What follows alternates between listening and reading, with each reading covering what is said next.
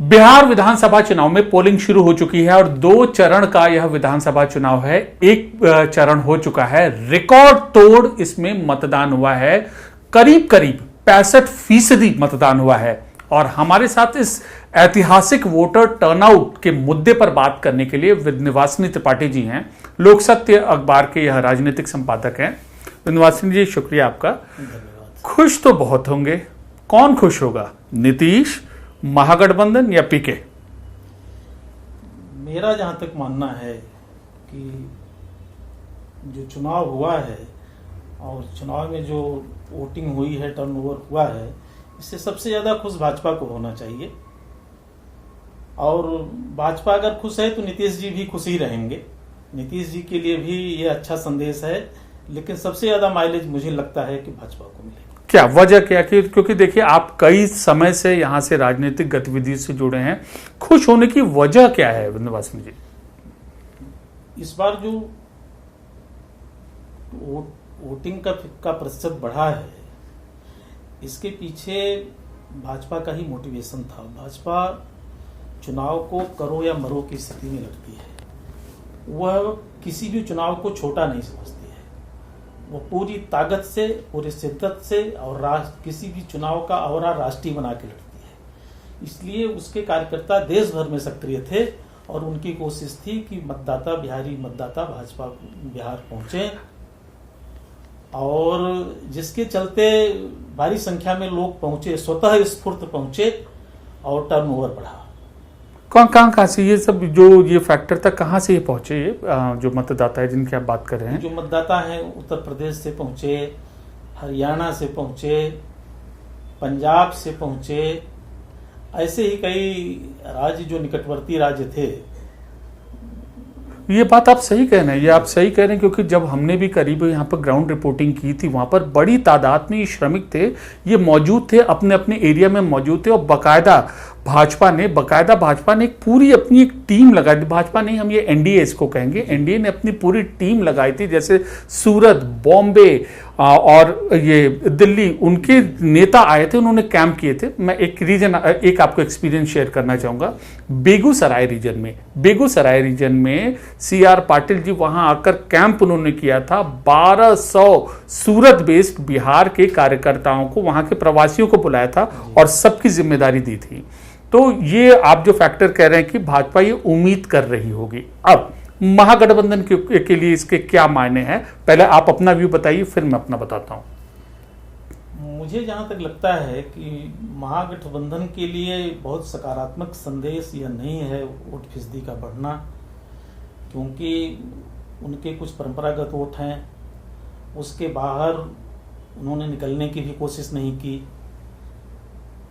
इसके चलते मुझे लगता है कि इस टर्नओवर का महागठबंधन को फायदा नहीं होगा। पीके का एक स्टेटमेंट आया था सर, पीके का एक स्टेटमेंट आया था कि यह जो ऐतिहासिक टर्नआउट है, यह लोगों के अंदर जो कौतूहलता है, बदलाव की जो आकांक्षा है, उसका बहुत बड़ा प्रतीक है। जस्ट बाद आया था, कल देर शाम इनका यह पीके का स्टेटमेंट है।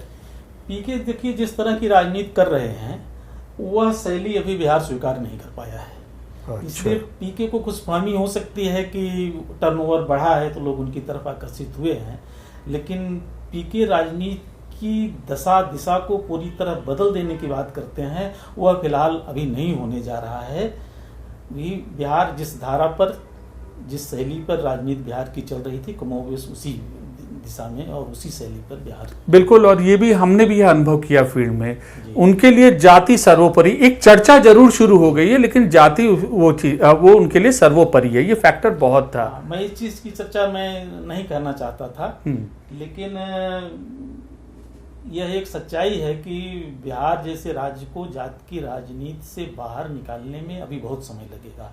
और नहीं, ये ट्रेंड है, ये पैटर्न है, और सब बात कर रहे हैं ना, तभी तो ये चीज है। पीके जो राजनीति कर रहे हैं वो पूरी तरह अलग तरह की राजनीति है, जो भारत में अभी किसी भी प्रदेश में नहीं हो पाती। बहुत इंपॉर्टेंट चीज के। लेकिन मैं आंकड़ों पर अगर नजर डालें तो पिछली बार से करीब 7.5% ज्यादा इसमें वोटिंग हुई है। और जब बिहार का इतिहास रहा है, 4 चुनाव ऐसे रहे हैं जब 7.5% का उछाल आया है वोटिंग परसेंटेज में, यह मौजूदा सत्ता पक्ष के लिए खुशी की खबर नहीं है। कैसे नहीं है, मैं आपको बताता हूं। 1967 का चुनाव था जब कांग्रेस पहली बार सत्ता से बाहर गई थी, जनता पार्टी आई थी। दूसरा 1980 का चुनाव, तीसरा तब कांग्रेस वापस आई थी, जनता पार्टी गई थी। तीसरा 1998 का चुनाव जब लालू प्रसाद यादव आए थे, और उसमें भी माफ कीजिएगा 1980 में 7% था और जनता पार्टी गई थी और कांग्रेस आई थी। और 1990 में, माफ कीजिएगा 1990 में 56% से बढ़कर 62% वोटिंग हुई थी। इसमें फिर कांग्रेस गई थी 1967 की जगह और लालू आए थे। अब देखिए ये इसमें 5% से ज्यादा का सब में उछाल आया है और सब में सत्ता पक्ष गया है। लेकिन इसमें एक एक्सेप्शन ये है कि 2005 में 16% वोट कम पड़े थे जेडीयू को, जेडीयू को नहीं, पूरा ओवरऑल वोटिंग परसेंटेज 16% डाउन था। पहली बार नीतीश सत्ता में आए थे। तो ये फैक्टर इंडिकेट करता है सर कि जब जब ये वोटिंग परसेंटेज बिहार का चुनावी इतिहास रहा है 5% से प्लस हुआ, ज्यादा बढ़ा, ओवरऑल सत्ता पक्ष गया है। देखिए इस बार की स्थिति अलग है। इस बार जो ट्रेंड वोट फीसदी का जो बढ़ा है उसके दो कारण हैं। एक तो इसमें एसआईआर की काफी बड़ी भूमिका है। 65 लाख मतों को हटा दिया गया है और 40 लाख इस चरण में हुए हैं टोटल हुए हैं। तब भी जो है 25 लाख मत जो है बाहर हुए हैं।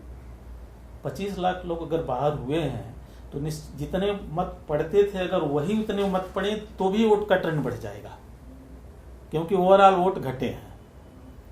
और दूसरे भाजपा नए तरीके की राजनीति करती है और भाजपा के वो खास करके जो ये नई भाजपा है इसका नया ट्रेंड है। और इसको आप पुराने रुझानों से अगर तुलना करेंगे तो शायद नाइंसाफी होगी। बिल्कुल आपकी बात। इसमें भी हम अब देखिए इसमें एक और चीज़ है, 2015 के विधानसभा चुनाव का जिक्र करना चाहूँगा। वहाँ पे सर 4.5% ही वोटिंग परसेंटेज बढ़ा था, 5% नहीं हुआ था, 4.5%। नीतीश लालू एक थे, नई भाजपा के ट्रेंड के खिलाफ लड़ा था। मौजूदा सत्ताधारी जो पक्ष था जेडीयू, वह सत्ता में लौटा। तो मतलब ये थोड़ा सा कहीं ना कहीं तो ये है ना कि 5% प्लस वाला माइंड में तो रखना चाहिए सर। और एक चीज जो इस एनडीए गठबंधन के फेवर में ये जा रही है कि पिछली बार जदयू जितने सीटों पर चुनाव लड़ा था सारे सीटों पर एनडीए के ही हिस्सेदार चिराग पासवान ने सारे कैंडिडेट उतार दिए थे, जिससे जदयू को बताया जाता है कि बड़ा नुकसान हुआ था, 39-40 सीटों का नुकसान हुआ था। इस बार वो स्थिति नहीं है। चिराग पूरे एनडीए के साथ पूरे मन से और पूरी निष्ठा से और पूरी ताकत से एनडीए के साथ लगे हुए हैं। इसलिए पिछली बार जो नुकसान हुआ था उसकी भरपाई इस चुनाव में हो जाएगी। तो मुझे तो लगता है कि पिछले चुनाव से बेहतर परिणाम होगा एनडीए के लिए। ओके, आपका अब आप एडिटोरियल लिख रहे थे तो उसके बीच में से आपको मैंने बुलाया। विंध्यवासिनी जी एक चीज जरा ये बताइए, एक लाइन में अगर मैं कहूँ, हाई वोटर टर्नआउट, ऐतिहासिक टर्नआउट, एक लाइन में एनडीए, महागठबंधन, पीके, उनके लिए क्या मायने हैं, एक लाइन में बताएं।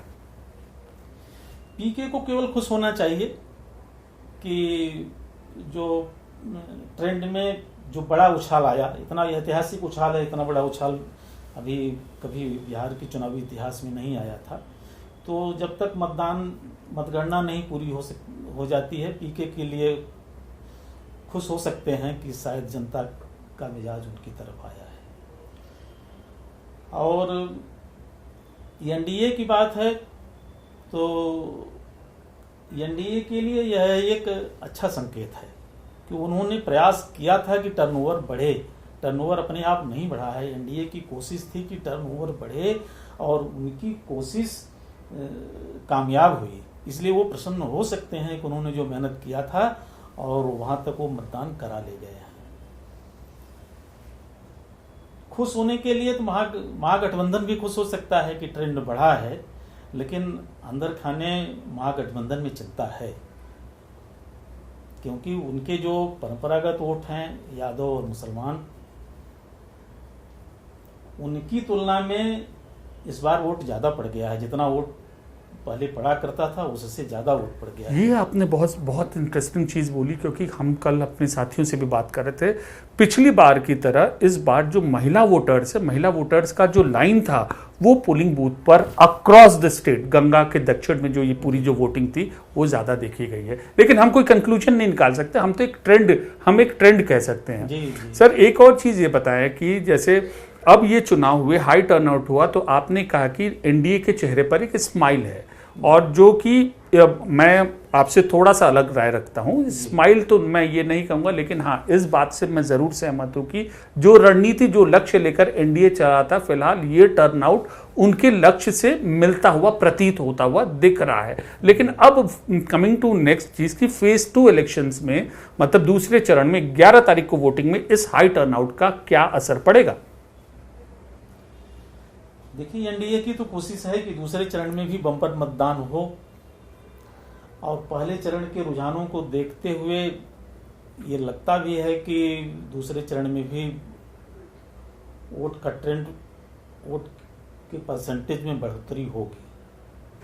तो आप मान के चलिए कि जो बढ़ोतरी इस बार 5-7%, लगभग 7.5% की हुई है, उसी के अगल बगल 5-7% की बढ़ोतरी अगले भी दूसरे फेज में भी होगा।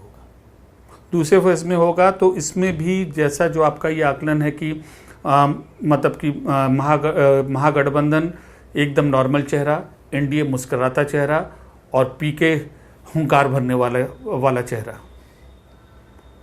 महागठबंधन का के लिए एक नकारात्मक पक्ष यह भी है कि कांग्रेस इस बार अपने परंपरागत शैली से हट करके राजनीति कर रही है। राहुल के नेतृत्व में कांग्रेस का वोट बैंक में अगड़े होते थे, दलित होते थे, माइनॉरिटी होती थी, लेकिन राहुल गांधी ने एक राजनीति में नया प्रयोग शुरू किया है, वो पिछड़ों पर फोकस कर रहे हैं।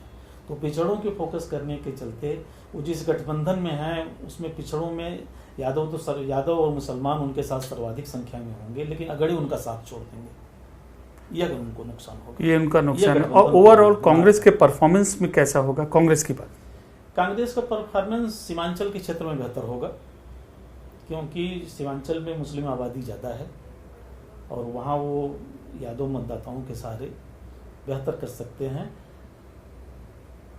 लेकिन फिर भी बहुत ज़्यादा उत्साहजनक परिणाम कांग्रेस के लिए नहीं है। हम सारांश अगर कह सकते हैं, अगर आपका बतौर वरिष्ठ पत्रकार व्यू, की हाई वोटर टर्नआउट यह प्रो इनकम्बेंसी, एंटी इनकम्बेंसी बोलते तो प्रो इनकम्बेंसी फैक्टर के लिए यह प्रतीत हो रहा है आपके हिसाब से?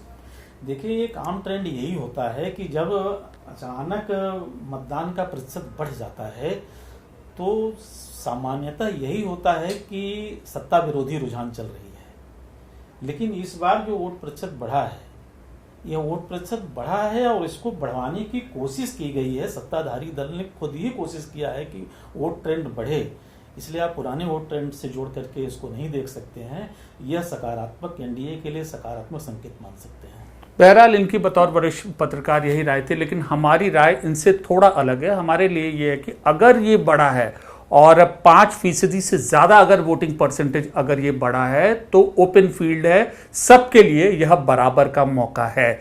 नीतीश के लिए, तेजस्वी के लिए, और पीके का हम उतना अभी नहीं कह रहे हैं, लेकिन नीतीश तेजस्वी के लिए, दोनों के लिए 7% यह बराबर का बढ़ा हुआ मौका है कि उनके हाथ में थाली है। अब यह रिजल्ट पता है कि आखिरकार कौन जीता है, लेकिन जो ये बढ़े हुए वोटिंग परसेंटेज है इसने चौंका दिया है राजनीतिक हलकों में और अलग अलग जगह पे कि आखिरकार बिहार में ऐतिहासिक बड़ी हुई वोटिंग हुई है।